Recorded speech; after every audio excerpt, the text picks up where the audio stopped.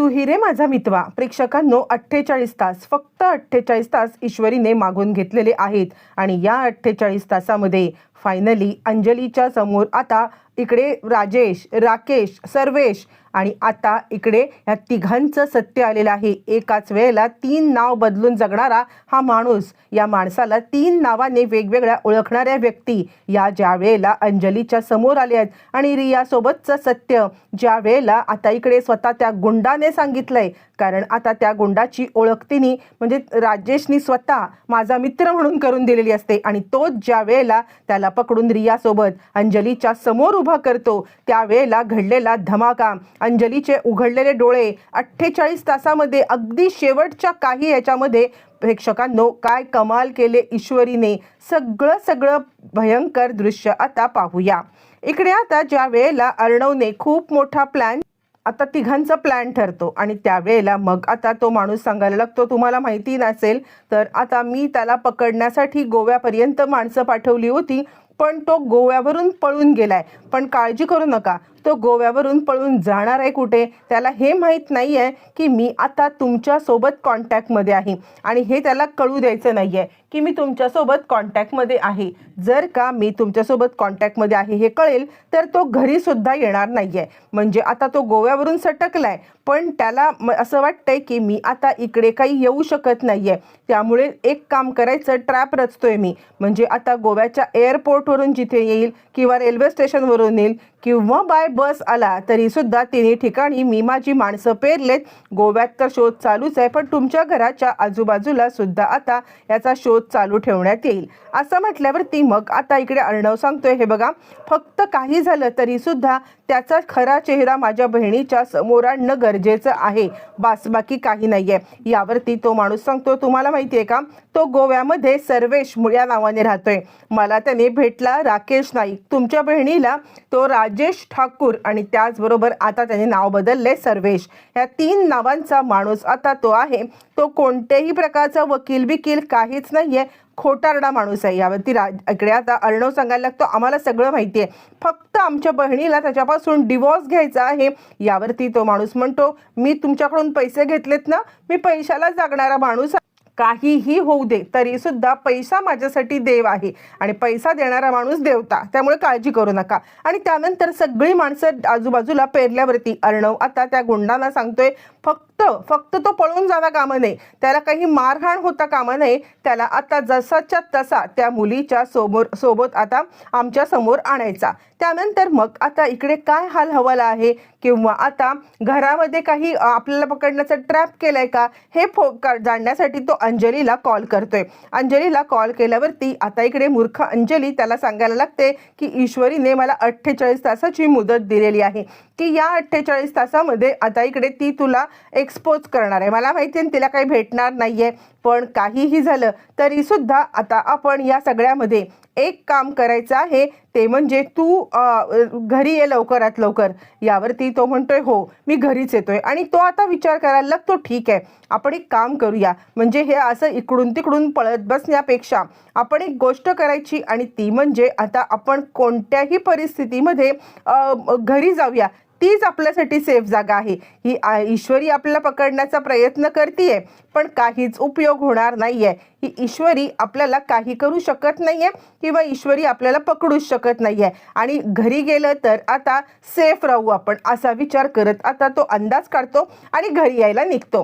प्रेक्षकांनो ज्या वेळेला तो आता घरी यायला निघत आहे आणि त्याच वेळेला इकडे आता अंजली सांगते, एक दिवस झाला, एक दिवस संपला तरीही तुम्हाला अजूनही आता मात्र हे करता येत नाहीये ना, तुम्हाला त्याला पकडता म्हणजे तुम्ही त्याचा रंगे हात पकडू शकत नाहीयेत, काय चाललंय काय चिंटू, तू तुझ्या बायकोवरती अंधळा विश्वास ठेवलायस आणि आता माझ्या नवऱ्यावरती सुद्धा ती काही ताशेरे ओढते, तू गप्प बसलायस, असं म्हणत आता इकडे आता बास झालं, मी आता राजेशला सांगितलंय की इकडे ये आणि काहीही झालं तरी सुद्धा आता मला दाखव त्याच्या समोर सिद्ध करून, असं म्हटल्यावरती अर्णव आणि ईश्वरीला हिंट मिळालेली आहे की राजेश इकडे येतोय. आणि याच गोष्टीचा वापर करत आता मात्र ईश्वरीने आता एक मोठा ट्रॅप रचलाय. तिने गुंडांना ताबडतोब सांगितलेलं आहे की आता राजेश लवकरच इकडे येतोय, काहीही झालं तरी त्याला पकडायचं म्हणजे पकडायचं.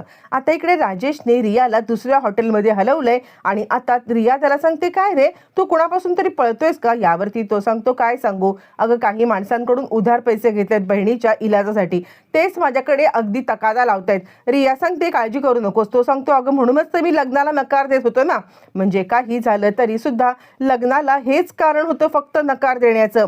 अगं माझ्यावरचं कर्ज आहे, माझ्यावरती इतकं सगळं हे आहे, ते सगळं कसं फेडू मी? यावरती ती म्हणते, इतकंच ना, तू चल मुंबईला, मी तुला जितके हवे तितके पैसे देते आणि त्यानंतर ते कर्ज फेडून टाक आणि मग तर लग्न करशील ना. राजेशला हेच हवं असतं आणि तो सांगतो, खरंच तू माझा प्रॉब्लेम किती चांगल्या पद्धतीने ओळखतेस. चल आत्ताच्या आत्ता मुंबईला जायचंय, तू मला पैसे दे, मी त्या गुंडांच्या थोबाडावरती फेकतो आणि लगेच लग्नाला तुझ्याकडे येतो. मग काय, रिया पण खुश आणि आता राजेश खुश की पैसे घ्यायचं आणि या रियाचा काटा काढायचा. पण त्याला माहिती नाहीये की आपल्यासाठी इतका मोठा ट्रॅप रचण्यात आलेला आहे.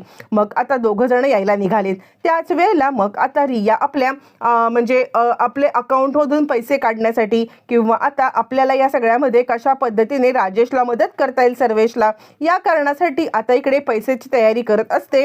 आणि त्याच वेळेला मग आता रियाला एक अननोन नंबरवरून कॉल आलाय की मॅडम, ज्या माणसासोबत तुम्ही आहात ना, तो माणूस खोटारडा आहे. त्या माणसाचं नाव आता राकेश, राजेश, सर्वेश अशी वेगवेगळी नावं आहेत. त्याचं लग्न झालंय, त्याची बायको प्रेग्नेंट आहे आणि तुम्हाला जर का सत्य जाणून घ्यायचं असेल तर त्याच्यासोबत तुम्ही आता अर्णव राजे शिर्के यांच्या बंगल्यावरती या, असं म्हटल्यावरती ती म्हणते, कोण बोलतोय तुम्ही? यावरती मग आता अननोन नंबर तिला सांगायला लागतो, हे बघा मॅडम, जर का तुम्हाला तुमचा खोय करून घ्यायचं नसेल, तो फक्त मुलींना लुबाडतो, त्याच्या नावाने एक खून सुद्धा आहे. राजेश नाईक या नावाने त्याने शलाकासोबत लग्न करून तिचा खून करून पळून गेलाय. आत्ता तुम्हीच सिक्युरिटी धोक्यात आहे. जर का तुम्हाला त्याच्याबद्दल सत्य जाणून घ्यायचं असेल तर आत्ता सध्या त्याला काहीही सांगू नका, त्याला घेऊन मुंबईत या, मग आता तुमच्यासमोर आम्ही सत्य आणू, असं म्हटल्यावर आता रिया घाबरते. तिला साधारण संशय असतोच की हा आपल्याला फसवतोय का. आणि ठीक आहे, फोन आलाय तर शहानिशा करायला काय हरकत आहे. राजेश शिर्केंच्या घरी आता हा जाणार आहे ना, तर बघूया काय करायचं ते.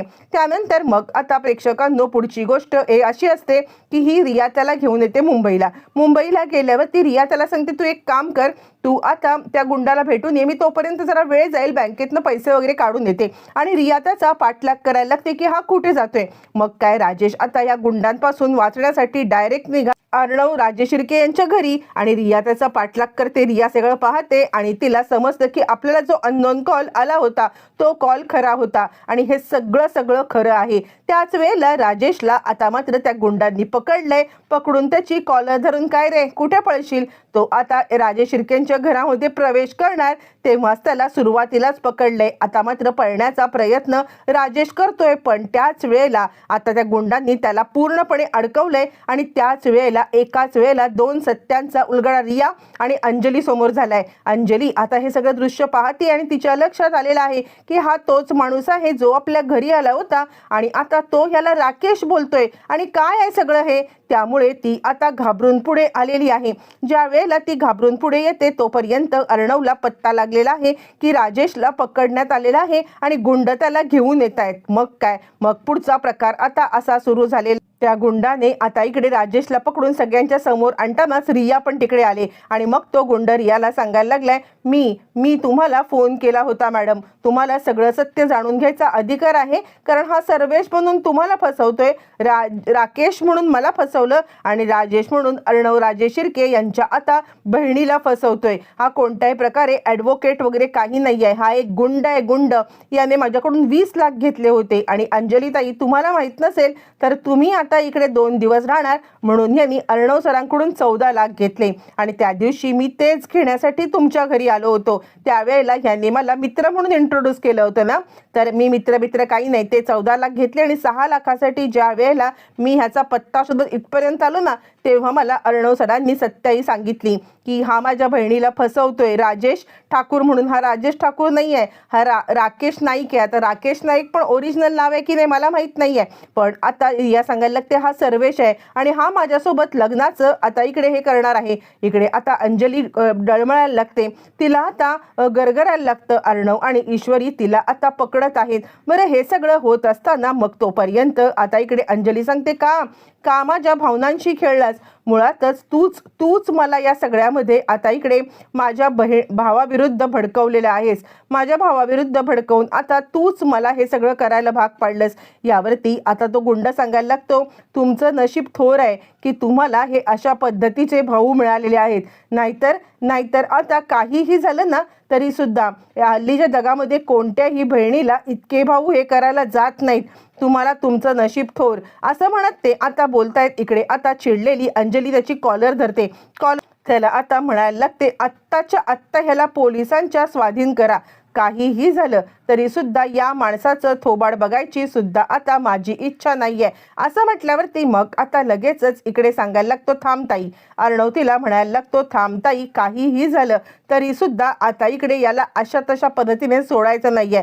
यांनी आपल्यामध्ये फूट पाडण्याचा प्रयत्न केलाय ना, असं म्हणत आता इकडे सांगतोय की हे बघ, ह्याला पोलिसात तर देऊया, पण आता डिवोर्स तुझं झाला पाहिजे. अंजली सांगते, मला या माणसाचं थोबाड बघायचं नाही, तुला काय करायचं ते अर्णव कर. प्रेक्षकांनो, फायनली अर्णवने आता राजेशला एक्सपोज केलेलं आहे.